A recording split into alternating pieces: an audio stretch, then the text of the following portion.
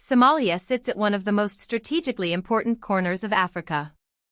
Officially the Federal Republic of Somalia, it occupies the eastern edge of the continent, stretching across the Horn of Africa toward the Arabian Peninsula and the Indian Ocean. Its map is defined by water as much as by land. The Gulf of Aden lies to the north, the Indian Ocean to the east, and Somalia has the longest coastline on mainland Africa.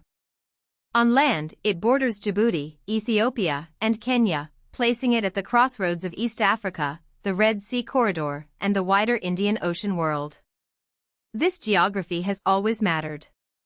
It made Somalia a place of ports, traders, sailors, pastoral routes, and competing outside interests. But it also placed the country near regional rivalries and global security concerns. To understand Somalia today, you have to begin with this location, a coastline facing ancient trade routes, a hinterland tied to pastoral life, and a position that gives the country both opportunity and vulnerability. Somalia's population is estimated at more than 18 million people, with Mogadishu, the capital and largest city, home to millions. Compared with many African countries, Somalia is unusually ethnically homogeneous. Around 85% of residents are ethnic Somalis. The Somali language is both official and national, while Arabic is also recognized as a second language, reflecting religious and historical links with the Arab world. The overwhelming majority of Somalis are Sunni Muslims, and Islam has long shaped social life, law, education, and identity. Yet homogeneity does not mean simplicity. Somali society has historically been organized through clan lineages, pastoral networks, and regional loyalties.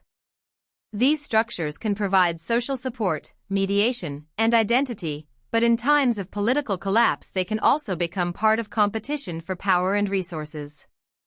So Somalia is not a country divided mainly by language or religion. Its deeper political challenges often come from state weakness, clan politics, regional autonomy, and the long shadow of conflict.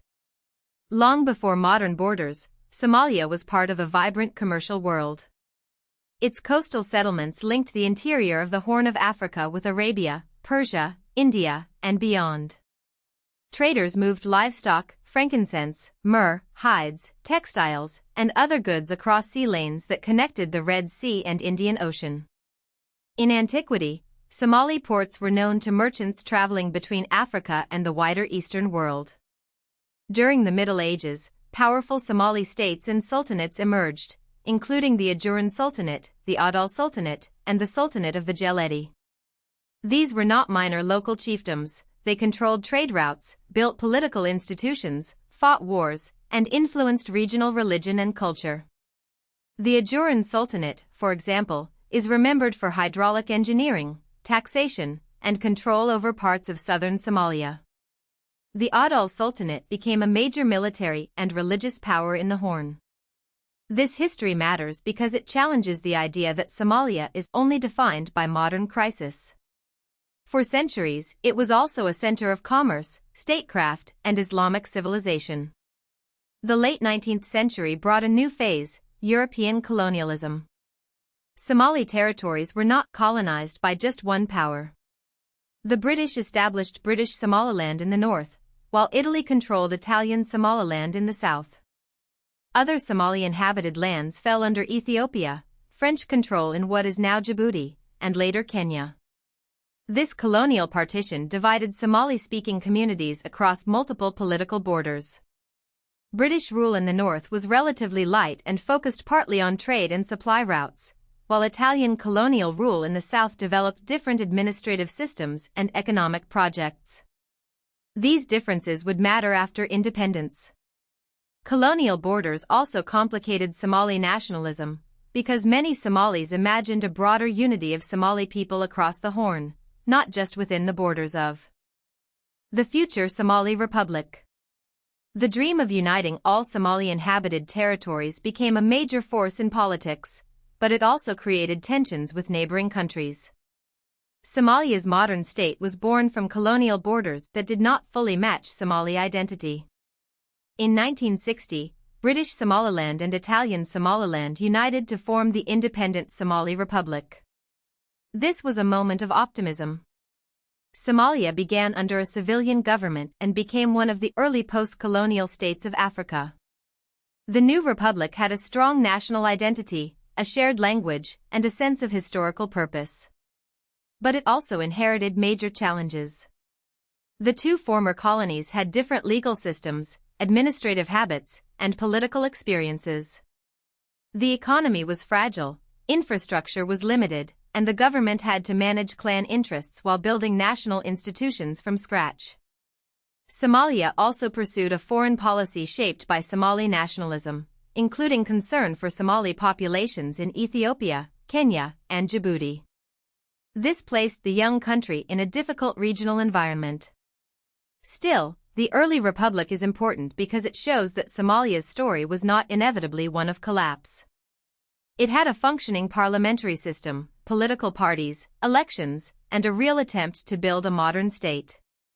That civilian period ended in 1969, when General Mohammed Siad Barre and the Supreme Revolutionary Council seized power after the assassination of President Abdirashid Ali Sharmarke.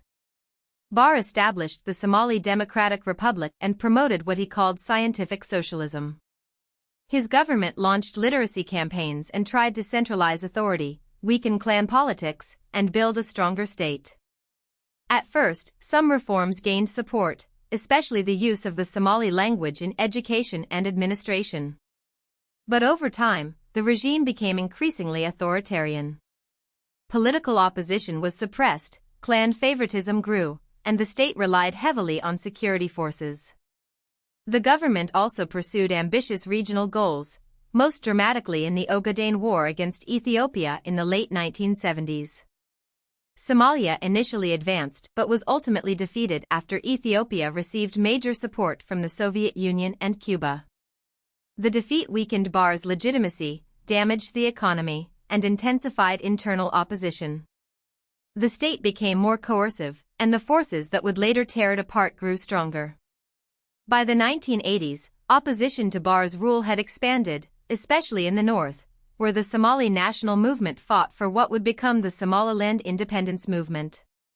The regime responded with brutal force, including widespread destruction and repression in northern cities such as Hargeisa. These events deepened grievances and helped make national reconciliation far more difficult. In 1991, the Barre regime finally collapsed, but no stable national authority replaced it. Instead, Somalia entered a devastating civil war. Armed factions, often organized around clan networks and led by warlords, competed for territory, resources, and control of Mogadishu. State institutions disintegrated. The army fragmented. Courts, police, ministries, and basic public services disappeared in many areas. Famine and violence drew international attention, and foreign interventions struggled to restore order. The collapse of 1991 became one of the defining moments in Somalia's modern history, not simply a change of government, but the breakdown of the central state itself. Somalia's political map after 1991 became highly fragmented. In the northwest, Somaliland declared independence, building its own institutions, elections, currency, and security forces, though it has not received broad international recognition as a sovereign state. In the northeast, Puntland emerged as an autonomous regional administration that did not seek full independence but wanted self-government within a future federal Somalia. In the south and center, authority shifted among warlords, local administrations, militias, Islamist courts, and later federal forces. This fragmentation explains why Somalia's modern politics cannot be understood only through the lens of one capital city. Mogadishu matters, but so do regional governments, clan elders, local business networks, religious authorities, and armed groups. For ordinary people, governance often came from whichever authority could provide security, dispute resolution, and trade access. The absence of a strong central state did not mean the absence of society. Somalis adapted through informal systems, diaspora support, private enterprise, and local forms of order. Efforts to rebuild national government began slowly. In 2000, the Transitional National Government was established, followed in 2004 by the Transitional Federal Government, or TFG. These institutions had international backing, but they struggled to control territory and often depended on external support. Meanwhile, in Mogadishu, a network known as the Islamic Courts Union gained influence by providing a degree of security and legal order after years of warlord rule. By 2006, the ICU had become a major force. At the end of that year, a US-backed Ethiopian intervention overthrew the Islamic Courts Union and installed the TFG in Mogadishu under Ethiopian military occupation. This intervention had major consequences. Instead of ending conflict, it helped fuel an insurgency. The ICU fragmented, and one of the most important factions to emerge was al-Shabaab. What began as a militant wing grew into a powerful insurgent organization. Somalia's conflict now became tied not only to local power struggles, but also to regional intervention and global counterterrorism. Al-Shabaab became one of the most significant forces in Somalia's ongoing instability.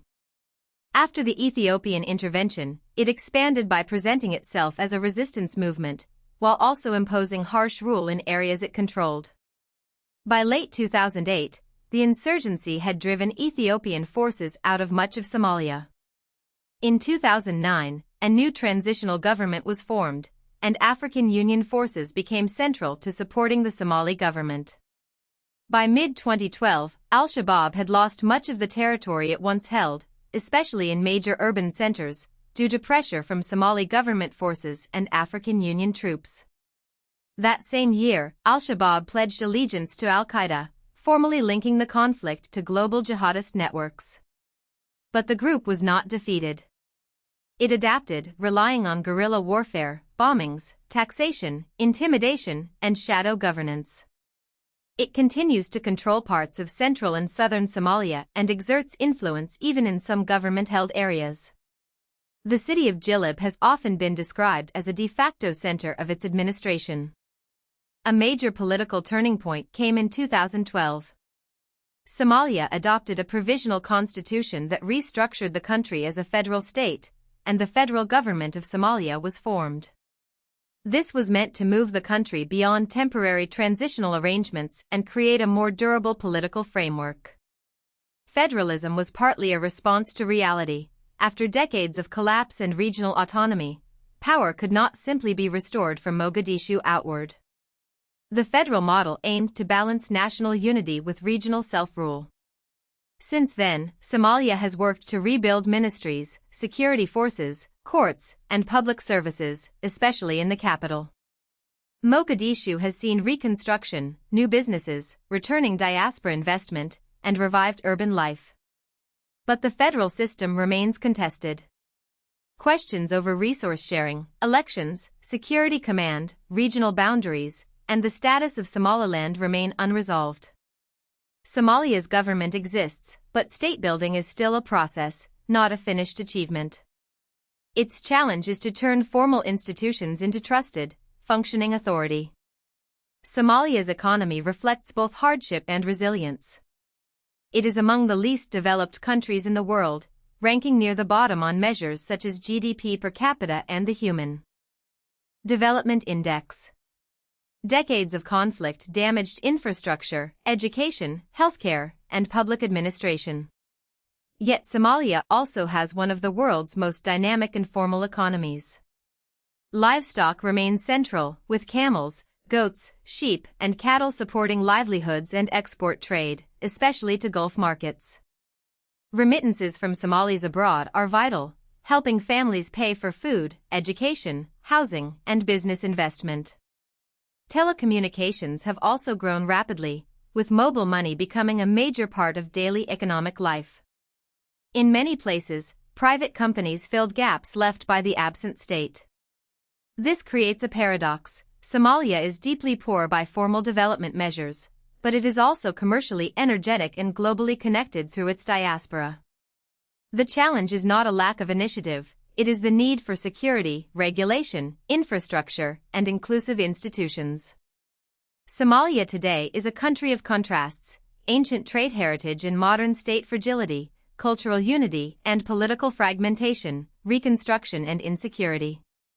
It is a member of major international organizations, including the United Nations, Arab League, African Union, Non-Aligned Movement, East African Community, and the Organization of Islamic Cooperation. These memberships reflect Somalia's multiple identities: African, Arab-linked, Muslim majority, Indian Ocean facing, and deeply tied to the Horn of Africa. Its future depends on several connected questions. Can the federal government and regional administrations build a stable political settlement? Can security forces contain al-Shabaab while avoiding the abuses that fuel rebellion?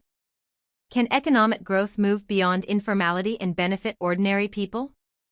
Can Somalia's long coastline become a source of trade and prosperity rather than vulnerability? The country's story is often reduced to war, piracy, famine, or terrorism.